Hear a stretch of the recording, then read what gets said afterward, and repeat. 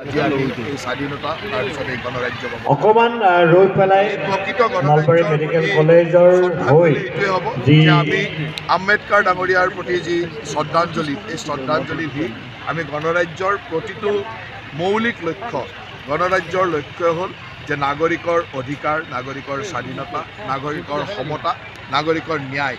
এই কথাবিলাকৰ ওপৰত গুৰুত্ব দিব লাগে আৰু গণৰাজ্যৰ প্ৰকৃত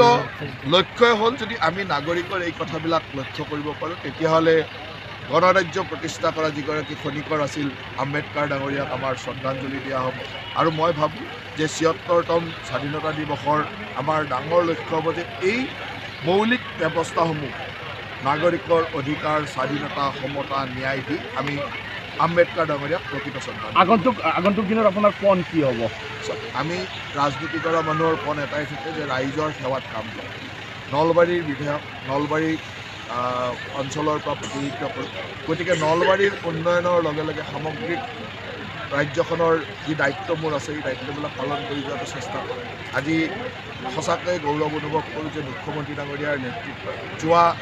এই ৩.৫-৪টা বছৰৰ ভিতৰত নলবাৰীৰ ক'ৰবাত নহয় ক'ৰবাত কিবা পৰিৱৰ্তন কৰিবলৈ সক্ষম হৈছোঁ আৰু সদায় আশা থাকিব যে নলবাৰীৰ জনসাধাৰণে মোৰ পৰা যি বিচাৰে সেই বিচৰাখিনি যাতে পৰিপূৰ্ণ কৰিব পাৰোঁ